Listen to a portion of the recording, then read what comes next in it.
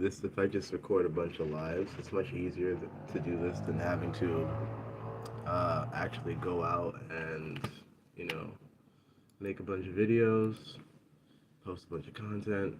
I can just get the information out right now, and if you're down Best for for it, the best in class. and if you're down for it, then you can hear it right now.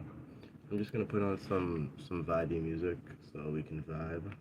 Lo-fi, high frequency, playlist.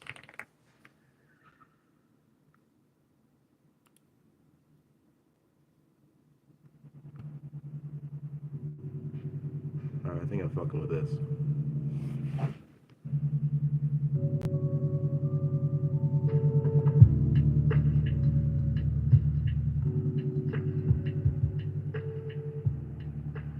Maybe not so loud. Yeah.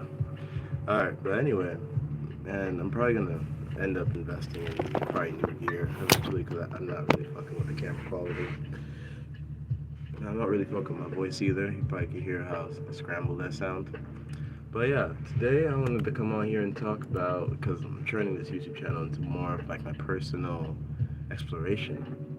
Um,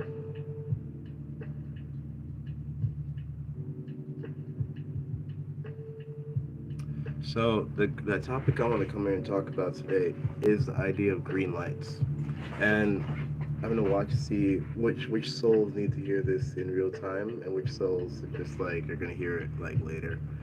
So green lights are essentially the concept that in order for you to be at a place where you take action or you move or you do anything, you need something to happen. Like you need a sort of like a trigger moment, you know? Like you believe that you need some sort of external stimuli before you can start moving. Sort of like waiting for the rain to pass before you go outside. And sometimes green lights are useful. We use green lights all the time, you know? It's like wait till you stop peeing to put your put your genitals back in your pants. Wait till the light turns on before you walk into the room. It's very natural and very organic to use green lights, especially in the third dimension, a very natural way. But I think because of the archonic deception and the just the layers. Oh, hello, Scurvy FN.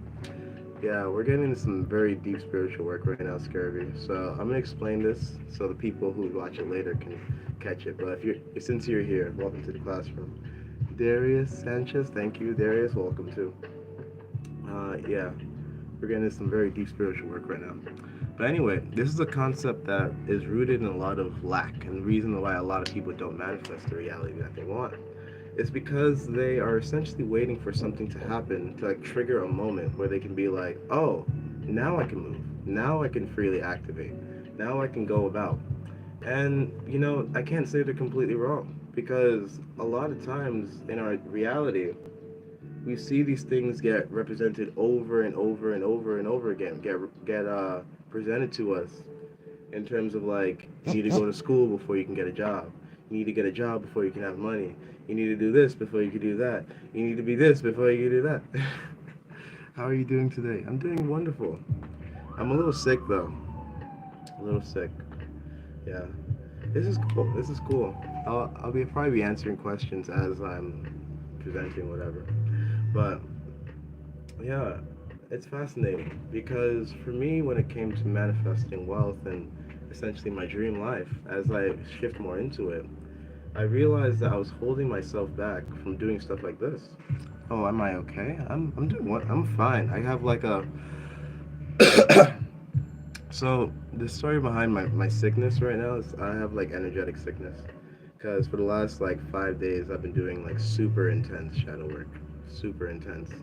And when I do a lot of shadow work like all at once, like I clump it like I'm doing laundry, I end up getting sick because my body is just processing this new energy. It's fucking weird. This is something I've tested, and so like this is legit. And so it's just part of my life now. So I'm the diddly diddler. This is so strange. I've never done a YouTube live where I talk about like what's actually going on in my mind. If you guys watch my channel, I do a lot of piano stuff where I channel uh, music from other dimensions because I communicate with spirits and shit like that. That's kind of my thing. So yeah, I'm feeling kind of shot right now. Not really. I'm really active right now. Like I'm activated right now. If you activated with me, say hello. Like it's just about to get cool. Um, hello RD edits from India. Hello. Yeah. So anyway, so I should at least explain the ideas first, and then I'll probably answer some questions. I'll probably start replying to the chat, or at least answering some questions. So yeah, this belief can show up in a multitude of ways. Honestly, I've been doing some research. I have some notes over here. Um, mm, there's a belief that money gives us permission to live fully. Well, I'm from New York. Um, I think this idea that money gives us permission to live fully is such a bullshit idea. Because money doesn't really allow us to do anything. Like it does. Like okay, let me explain this in two ways to make it very easy to understand. Like money itself is very valuable to people, so you can trade it for things. But money doesn't give your actions meaning. Like you give your actions meaning, and they use money to fund or back that shit up. So for instance, if you say that what I'm doing is going to make me a millionaire 2 years from now, you decided that, you made that up, and therefore you're going to put the energy and action into that to create that with the infinite energy that's available. However, for a lot of people, they feel like they need to have money first, or they need to have something first before they can really begin. And so that limits their ability to actually go into that energy and experience it for real. So like a lot of people will be like sitting in one spot for years, like just waiting for something to happen before they can just start taking action on what they're thinking. And it's crazy because what that does to you is that it essentially puts a barrier between what you want and where you are. When there really is no barrier. The only barrier is is the fact that you refuse to take action to go achieve it or go grab it, and so it just becomes tangled, in a sense. Hello, new people. If you can join just now. So overall, this belief is fucked up. It's fucked. It's a fucked up belief coming from a fucked up system that just wants you to be poor, really. Because every one of you, like, even if you're watching this like after the live, you can still take actions and go create something. And that something can lead to a synchronicity that will lead to you getting somewhere that you didn't even think you could be that day, right? Like you might, for instance, a lot of people. So if you, so say for instance, you were operating on this green light principle where you were waiting for a sort of a cue to happen, like waiting for your crush to talk to you first before you can think that they're interested in you. What if you just decided that they're interested today? And so for the last week, you've just been waiting for them to say something. But today you decided, no, they are interested in me. And I'm going to decide that for myself. And so you go and interact with that person. And because you're thinking this person is into me, that person feels that energy. And without even you needing to do anything, they will magnetically be pulled towards that energy if that's what they're interested in, right? Obviously, you can't force anyone to do this stuff. They have to have some level of resonance in order for you to like energetically involve them in your life. It's not manipulation, it's energetic involvement. It's trippy though because it sounds like manipulation, but it's not manipulation because they are already in like the field for that. It's like when the rain falls in a forest or like in a batch of land, it falls on the things that are already under the cloud. So like there, when you shine your energetic light on someone, and you decide that this person is going to like me or this person is going to hate me, they are getting affected by your rain cloud. They are the forest that you're raining on. And it's vice versa, like, right? Because the forest is interacting with the cloud the same way the cloud is interacting with the forest. And so, what happens a lot of the time is that the person will change their behavior to reflect this change in your own consciousness. And that's powerful. That's really powerful because previously you were just waiting, but now you're experiencing, and you've gone from this to that. That's amazing. And so the next step in manifesting, and I'm probably gonna get into a couple more beliefs, just some stuff I've been like breaking through myself, is the idea that let's just start with some basic ones, like wanting money makes you greedy or bad. It's bullshit. It's actually bullshit. Like Wanting money does not make you greedy or bad. And this is something I really wanted to say on here. Probably gonna be on here for another 10 minutes. Um, is that when you openly go about desiring money and desiring wealth and desiring to connect with people and desiring to control the society, that's really what money allows you to do. Money allows you to control the society. If you have money, you illegitimize the system. And so a lot of us are unconsciously programmed to protect the system by believing that money is scarce, believing that this is impossible, believing that this isn't that, that isn't this, right? And so we legitimize the system by believing in lack because the system's based on lack. But if you realize that talking about money and desiring lots of money and being invested in money and telling people you have money goals and having huge standards and huge this for your life, you actually illegitimize the system.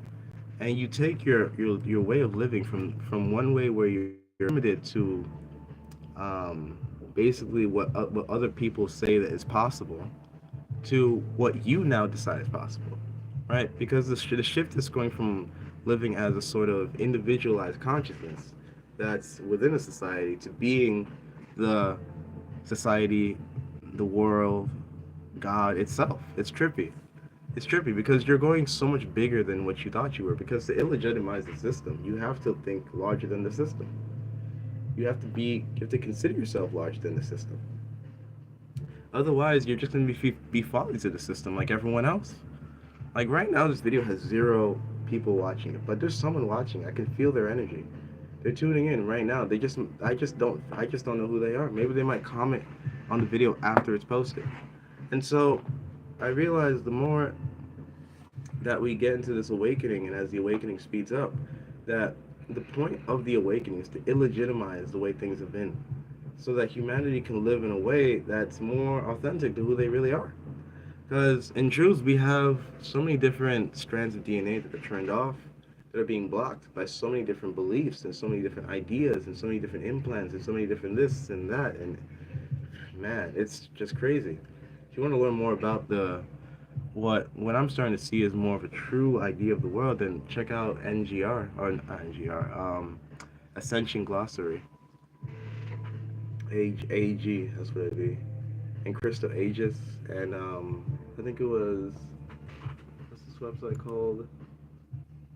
Um, there's another website, but I forgot the name of it.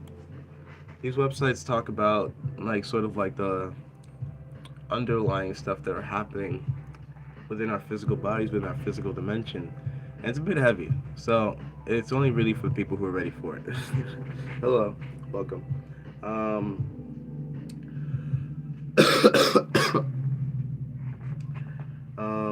for those who are interested in the piano stuff, I'll probably be posting another jam video or going live on jamming a little later. I should probably plug my charger in right now, actually, before I forget.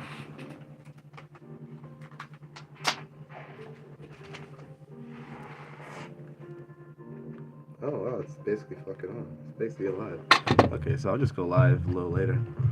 Um, but yeah, I just want to get some stuff, more stuff out here before I log off. This is great. I actually really enjoy this. This makes me feel really good.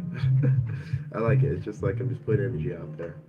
Um, so another idea I want to get into is that debt is a sign of spiritual failure or spiritual misalignment, which is a lie.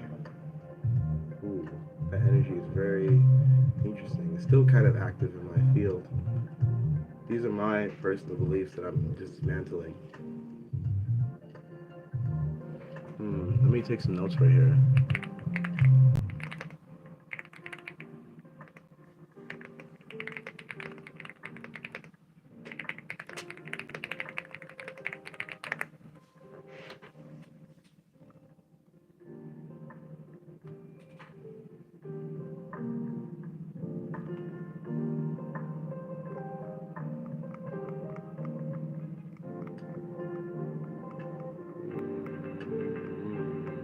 One second.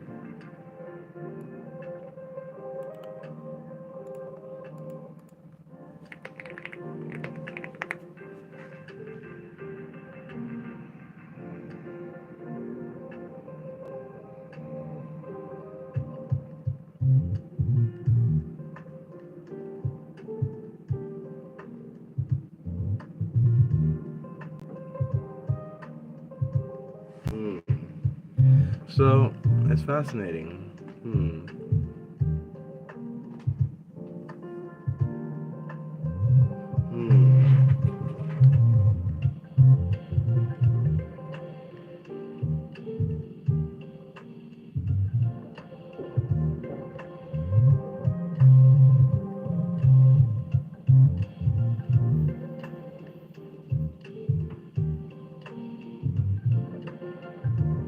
So essentially, when it comes to tackling the idea of debt, the idea of let's see. When it comes to tackling debt, right? A lot of us go into this mindset that debt is inherently a bad thing. That debt means that you are lacking something, that you've somehow failed on your spiritual path to being abundant, and a lot of other nonsense like that.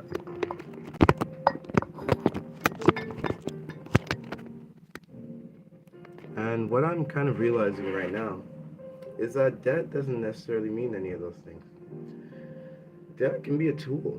You can be in debt and use that debt as leverage to buy something, to gain access to wealth you didn't previously have.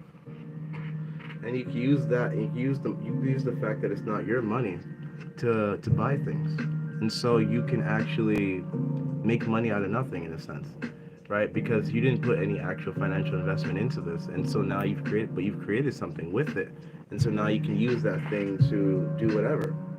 You see, it's an interesting way to use debt. But what I'm trying to understand right now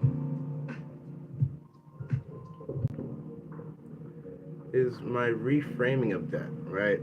Because I went to college and I'm $40,000 in debt because I went to college, right? What did I get from that debt?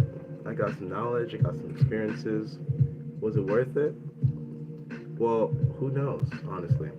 But what I can say is that the debt I was seeing the debt in college as like sort of like a loss on my part, like as if I missed something.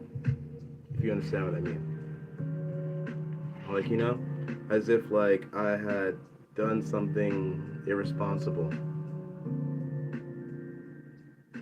and so you kind of start to associate like other people's money with a sort of irresponsibility. You feel like it's bad to have other people's money. Like like money is only legit if it's yours or that you earned it from somewhere.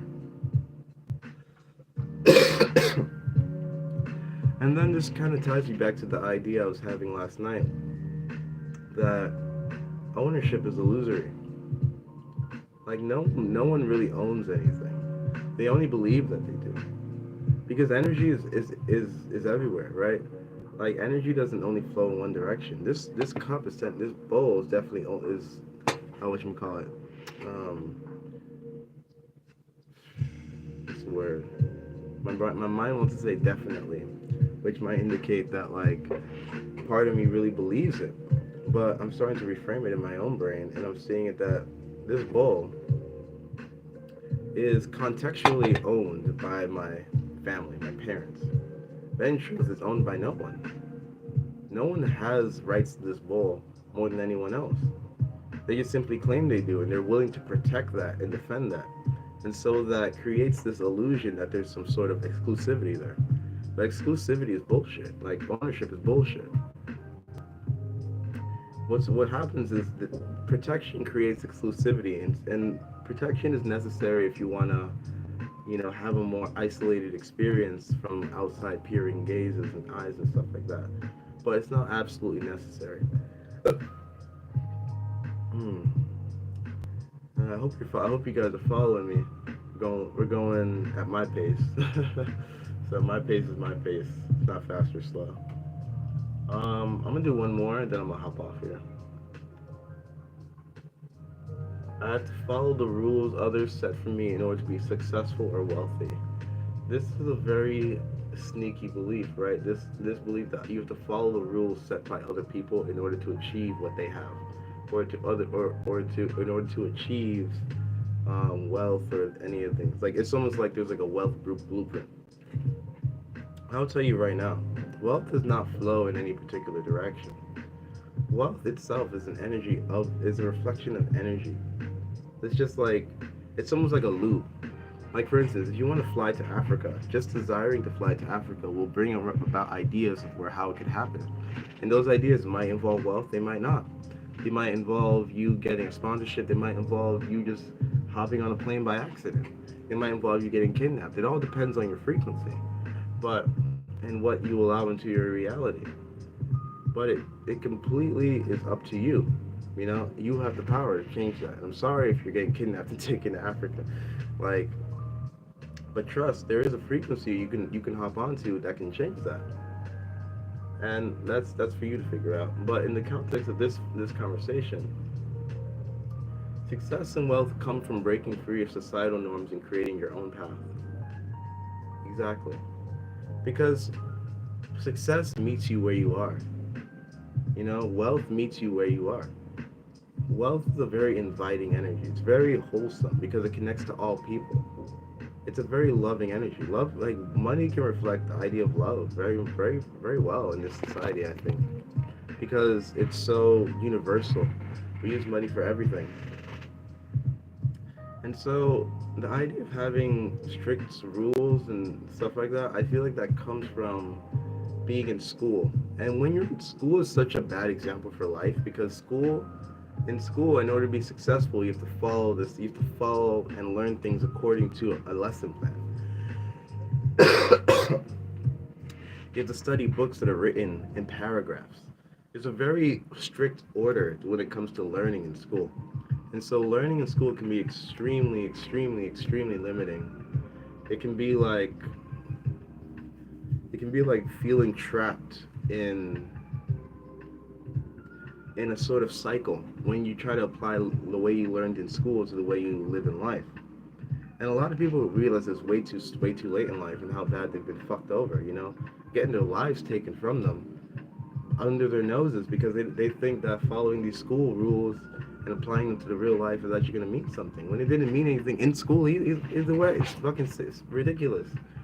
It's annoying because in truth we are powerful creators, like truthfully.